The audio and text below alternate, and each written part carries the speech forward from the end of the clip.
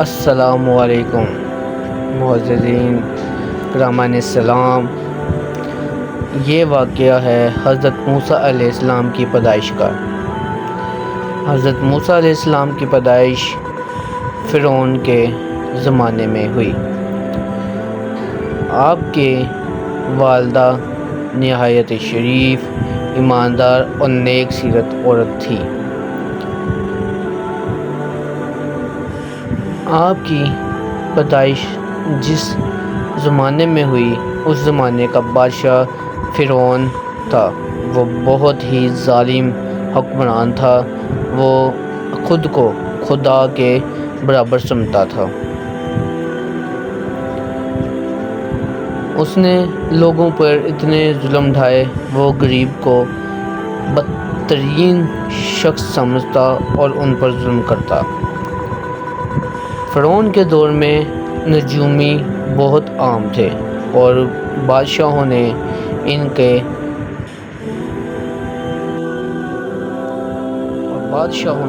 ان کو تنخواہ کے طور پر رکھا ہوا تھا۔ بادشاہوں کا یہ کام تھا کہ جب بھی کوئی خواب یا اپنا فیوچر دیکھنا چاہتے یا پوچھنا چاہتے یا خواب کی تعبیر کو دیکھنا چاہتے تو نجومیوں سے رابطہ کرتے۔ نجومی ان کو اپنے جادوئے تنتر منتر سے باخبر کرتے کہ ان کے ساتھ آنے والا کل کیسا ہوگا۔ فرعون ایک ظالم حکمران ہونے کے ساتھ ساتھ بے ایمان اور سنگ دل انسان تھا۔ یہ لوگوں کو اپنے آگے جھکتا ہوا دیکھ کر بہت خوش ہوتا تھا اور اس چیز کو پسند فرماتا تھا کہ لوگ میری پیروی کریں۔ اس نے ایک دن خواب میں دیکھا کہ ایک بچہ جو کہ اسے قتل کر دے گا، تو وہ ڈر کر اٹھ گئے۔ اس نے نجومیوں کو بلایا اور اس خواب کی تعبیر کو پوچھا۔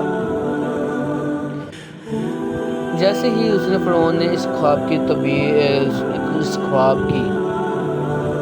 بات کو مکمل کیا تو نجومیوں نے اس خواب کا حساب لگانے کے لیے فرعون سے تھوڑا وقت مانگا۔ وقت مانگنے کی وجہ کچھ یہ تھی کیونکہ نجومی تو سمجھ چکے تھے کہ بادشاہ فرعون یعنی کہ اب زیادہ دیر تک نہیں رہ سکے گا اور اس کی موت ایک بچے کے ہاتھوں ہوگی جو اس کے ہی محل میں پرورش پائے گا۔ نجومی ڈر رہے تھے، جس وجہ سے انہوں نے ایک دن کا ٹائم مانگا۔ فرعون نے انہیں ایک دن کی مہلت دی اور کہا مجھے کل آ کر لازمی بتانا۔ جب کل نجومی دربار میں دوبارہ حاضر ہوئے تو انہوں نے خواب کی تعبیر کا سارا واقعہ بیان کر دیا، جس وجہ سے فرعون نے اعلان کیا کہ میری سلطنت کے دوران کوئی بھی بچہ جو لڑکا ہو وہ زندہ نہیں بچنا چاہیے۔ نجومیوں نے یہ بتایا تھا کہ آج سے کوئی 10 دن بعد اس سلطنت کے ارد گرد ایک ایسا بچہ پیدا ہوگا جو آپ کی موت کا ذمہ دار بنے گا۔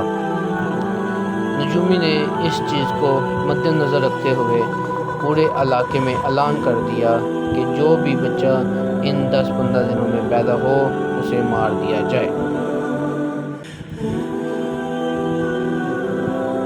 جس گھر میں کوئی بھی بچہ بیٹا یعنی کہ روتا تو سپاہی اس گھر میں جا کر بچے کو قتل کر دیتے۔ حضرت موسیٰ علیہ السلام کی پیدائش کا وقت نزدیک آ چکا تھا۔ ان کی ماں بہت تکلیف میں تھی۔ انہوں نے حضرت موسیٰ علیہ السلام کو جب پیدا کیا تو وہ بہت ڈری ہوئی تھی کہ میرے بیٹے کو مار دیا جائے گا۔ انہوں نے چپ کر کے حضرت موسیٰ علیہ السلام کو ایک صندوق یعنی کہ چھوٹی سی ٹوکری میں رکھا اور دریا کنارے چلی گئی۔ جیسے ہی دریا کنارے پہنچی انہوں نے اس صندوق کو دریا میں بہا دیا، اور وہ بہت رو رہی تھی کہ میں کیسے اپنے لگتے جگر کو خود سے دور کر رہی ہوں۔ لیکن پیغمبر علیہ السلام جس طرح رب کو منظور تھا، اللہ نے اس واقعے کو سر انجام دینا ہی تھا۔ حضرت موسیٰ علیہ السلام کی ماں نے بہت حوصلہ کیا اور بچے کی ٹوکری کو یعنی حضرت موسیٰ علیہ السلام کا جب جنم ہوا ان کی ٹوکری کو دریائے نیل میں بہا دیا۔